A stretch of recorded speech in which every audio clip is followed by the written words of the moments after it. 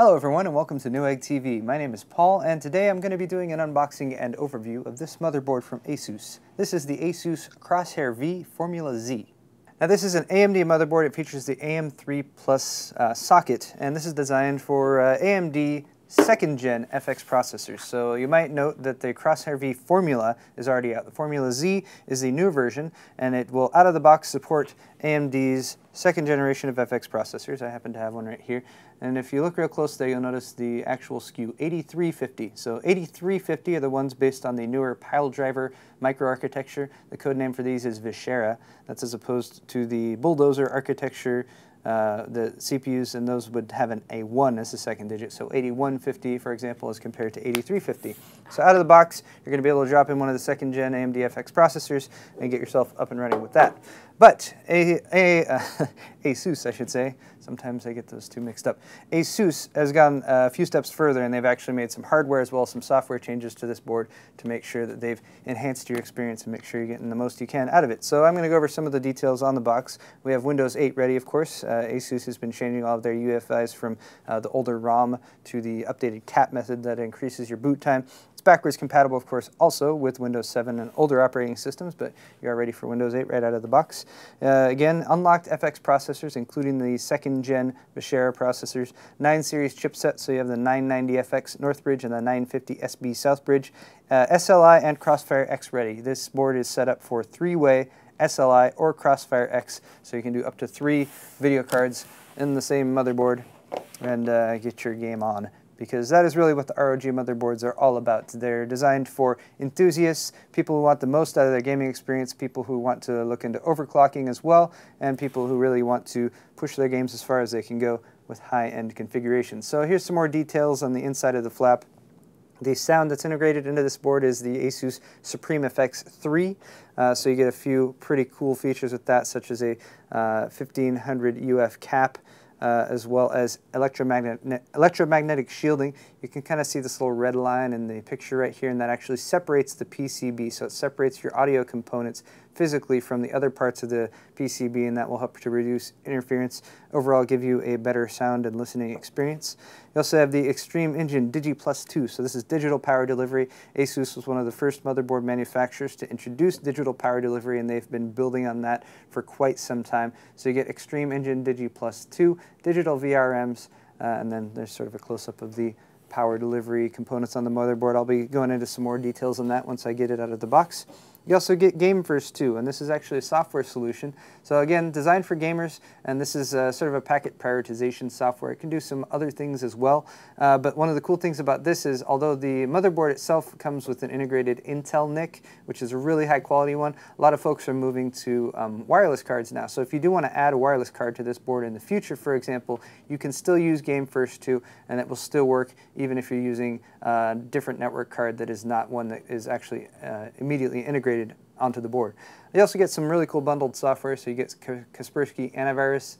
I believe you get a 1-year license for that. Right out of the box, you also get Daemon Tools Pro Standard, which is really useful for doing backups of CDs and DVDs. You can also use it for drive mounting. Some more details down here at the bottom, 3-way CrossFireX and SLI. ROG Connect is featured. You get iROG, which is a really popular feature that's been integrated into this board.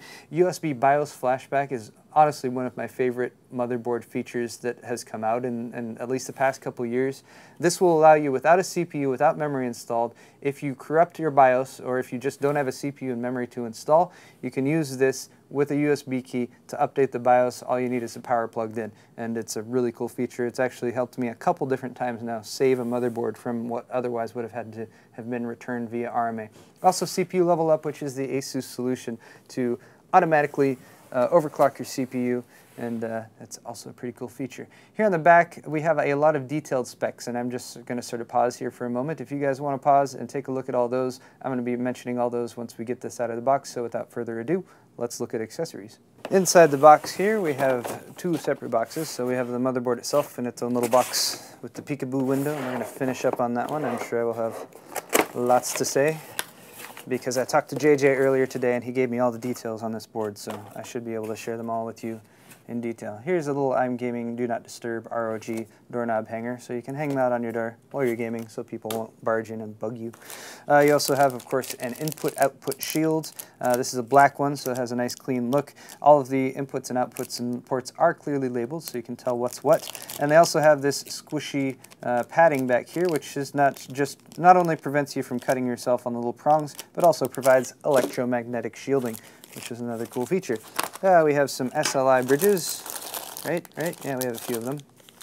All right, ooh, I like these. Okay, so first off, we have a 3-way Sli bridge right there, and this is mostly matte. It's a tiny little bit of gloss, but you got the ROG logo right there. It's black, so it should match with most configurations.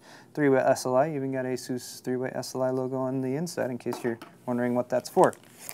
You also have a 2-way Sli bridge. This is one of the flexible ones, so depending if you're going to be using different slot, for instance, if you're using thicker video cards or you want to space out the video cards a little bit more to provide more breathing room in between them, you can do that with this one.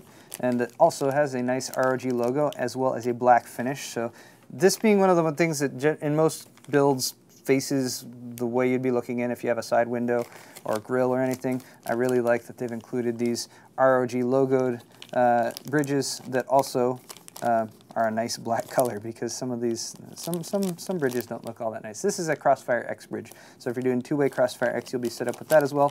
And again, ROG logoed bridge. Okay, here's the Q connector, pioneered by ASUS, and this is a really cool feature. So your motherboard front panel connectors, plug them into that block, which is much easier, and then plug the block into the motherboard.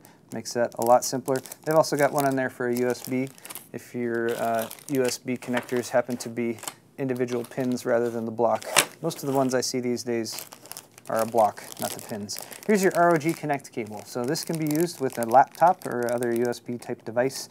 And basically you plug this into the back of the motherboard and you can use that device externally to do a bunch of stuff with ROG Connect, specifically for overclocking use.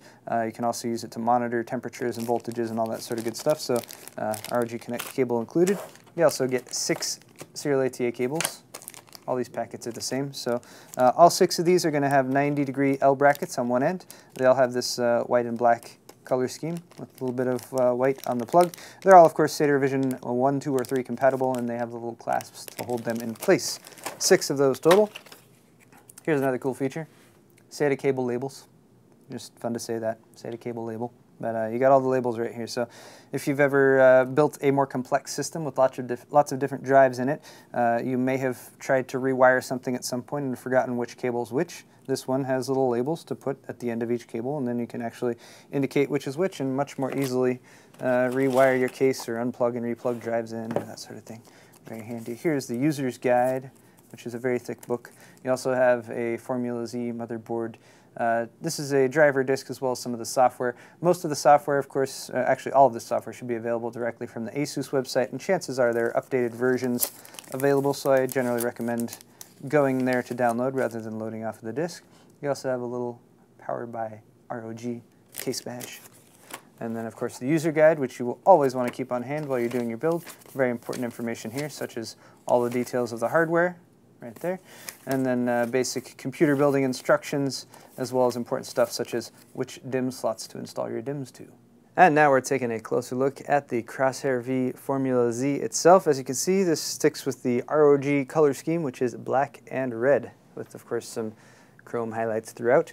And apart from the the layout and design of the board, we will also take a look at the back of the board.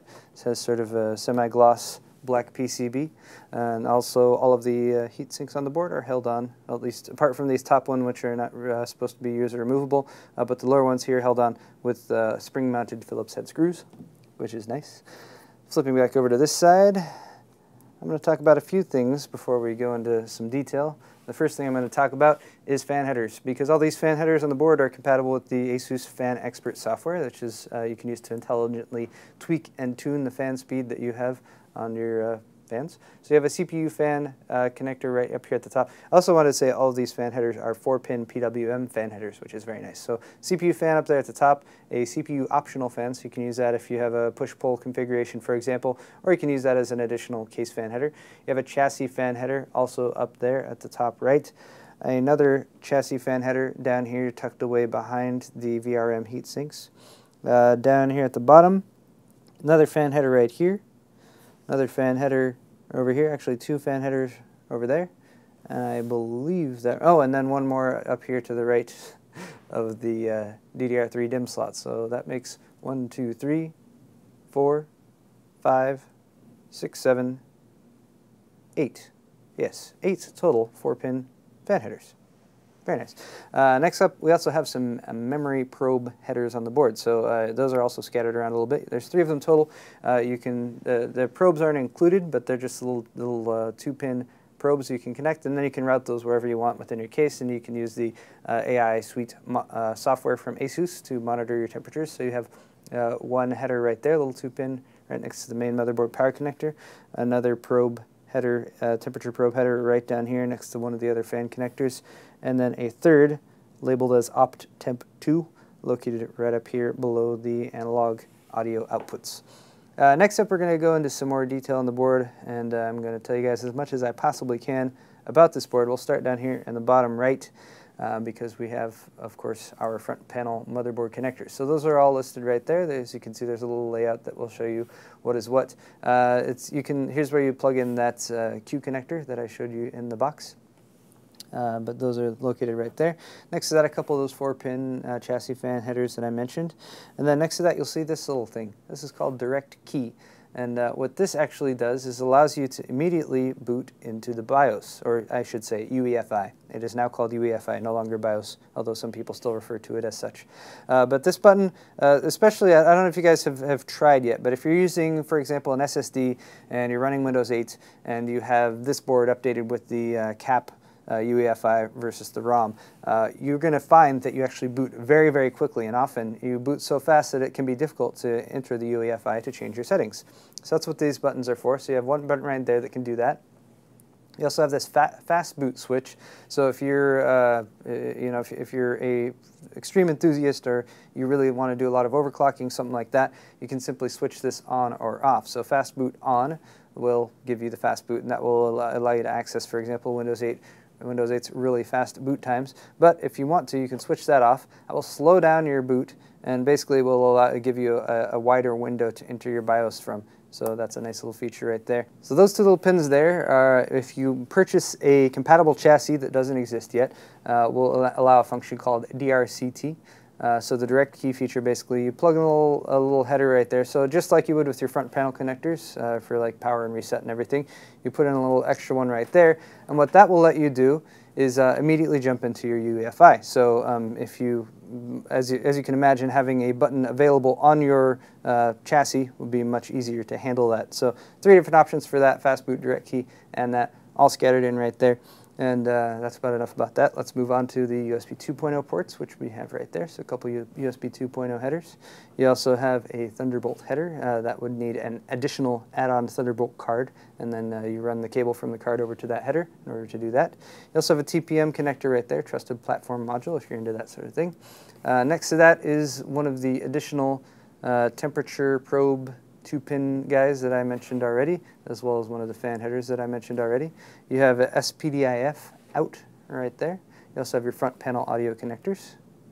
You just sit that back down. So front panel audio, and then over here you have all of your hardware for the audio. Now, ASUS' goal with the SupremeFX audio is to give you a much, much richer audio experience when it comes to onboard audio as compared to other onboard audio solutions. Of course, you can also check out the ASUS line of add-on audio cards as well as external DACs that are available, because they have some really high-end stuff if you're looking to get into some really high-end audio. But this should satisfy the vast majority of users because they've put a lot of work into this. So first off, you have some software that's part of this package. You have DTS Ultra PC2 and DTS Connect. That's your software bundle, and that's going to help to enhance your audio experience, gaming, and sound effects. And then down here you have, first off, you have the SupremeFX 3 logo right here, and that is on top of your electromagnetic shielding protective cover. So your audio chip's actually underneath that, and that's providing additional shielding. Now, apart from that actual cover that's on there, you also have the Redline Shielding. Now you see this little sort of lighter tan line that's going down here. When your system is actually on and this is powered, that is actually going to light up red. There's LEDs scattered throughout, and it actually gives it a really cool look, and it's actually visible in a lot of cases too, which is which is pretty cool. But apart from looking cool, that's actually performing a function too. That's actually separating the PCB that the rest of the components are on that side from the PCB that the actual audio componentry is located in. And that's going to help separate any signals or interference that might be coming from the rest of the componentry in your motherboard from your audio components, which are over here. Also, you have this big old cap right there. So this guy, that's a 1500 UF cap. And what that's going to do is, let's say you're playing a game and you go from a very quiet situation to a very loud or complex audio situation.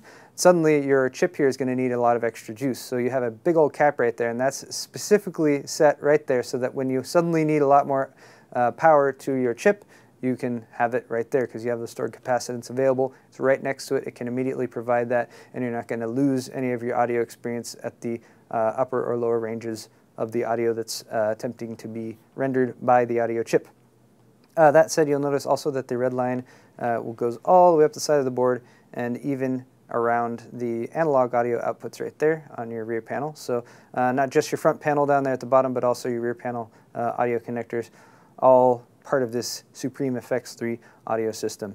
And I can say from experience that ASUS has done a great job with this. You definitely, especially if you're using higher-end headphones, you're really going to notice a difference with the Supreme FX3 as compared to standard onboard audio. That said, let's move on to the next area, and that's going to be our PCI Express slots.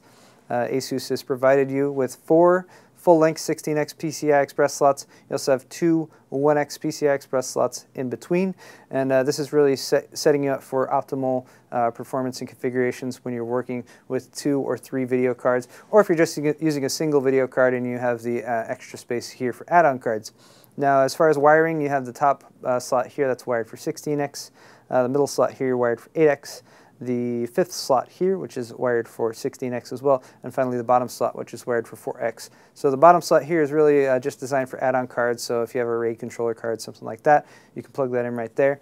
The 1st, 3rd, and 5th slot here are going to be the slots you want to use for video cards if you're going to be doing a 2-way, 3-way, or 4-way CrossFireX or SLI configuration.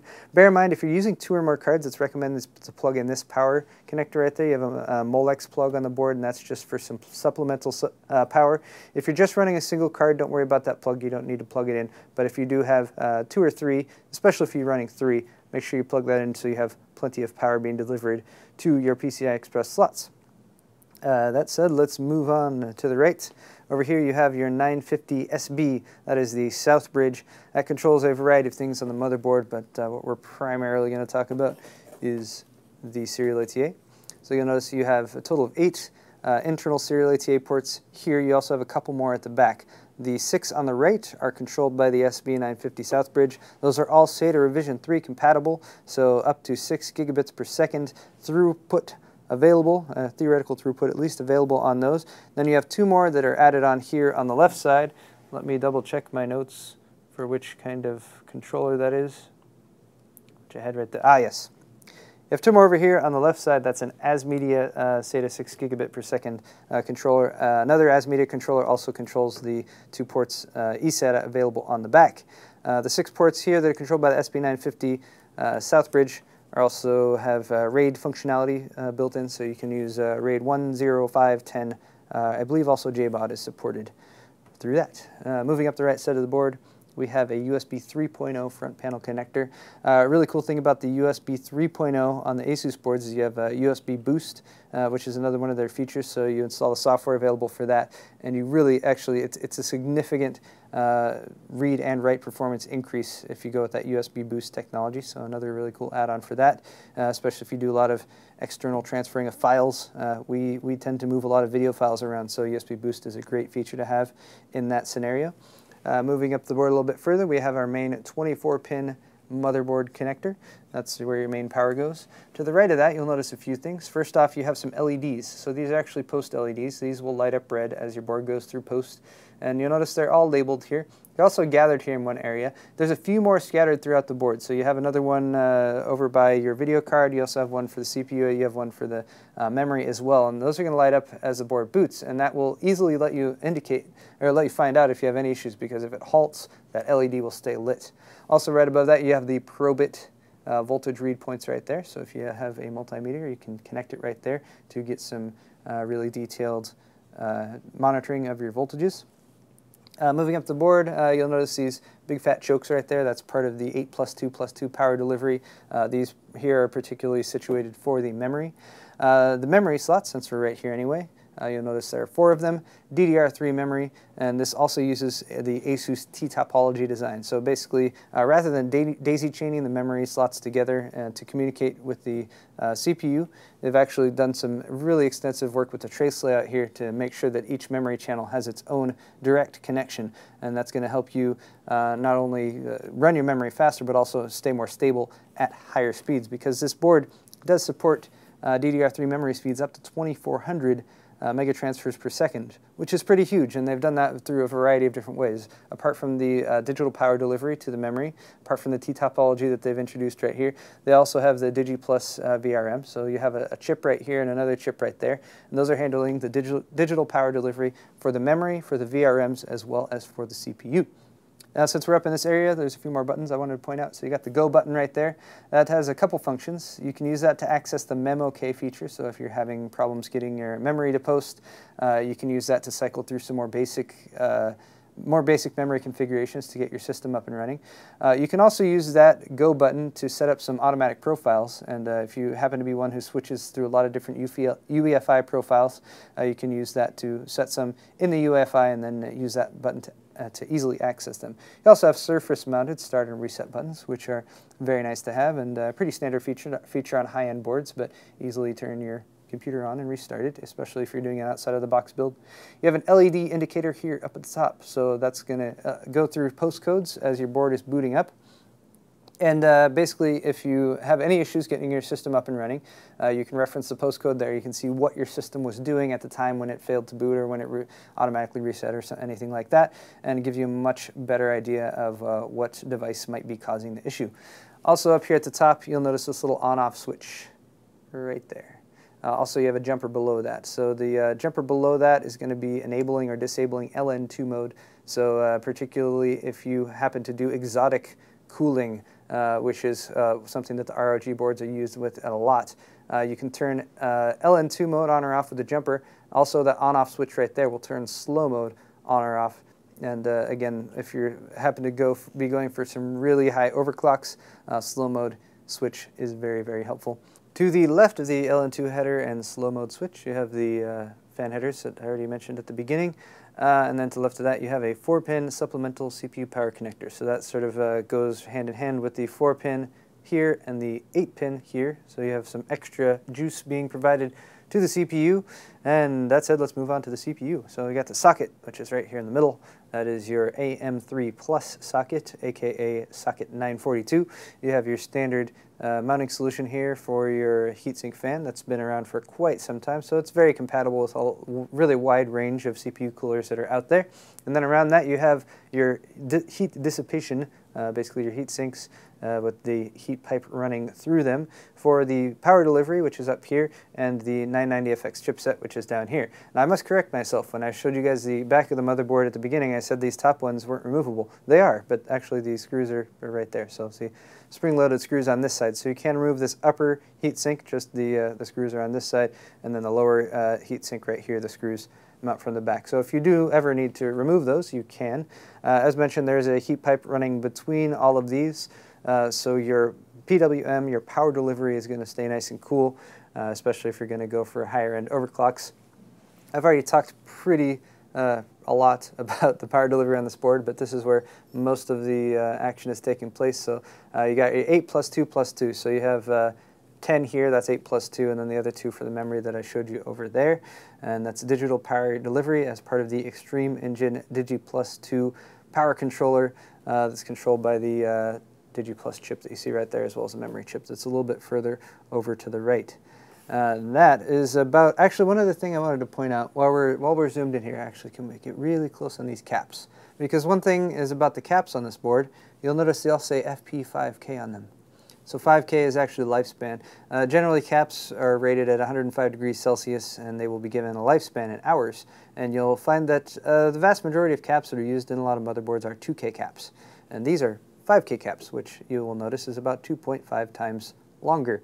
And that's just sort of goes hand in hand with a lot of the quality componentry that ASUS is using in this board. And that's actually something that they don't even really call out very frequently, is just the fact that they're using really high-end caps on this board, along with all of the other componentry that you've seen integrated. We're almost to the end here, but there's the power, supplemental power I already mentioned, heat sinks for the power delivery. Let me just flip the board over onto its side right here, and we'll end with the inputs and outputs. So up here we have an old school PS2 port. That's a combo port, so it can be used for a mouse or a keyboard.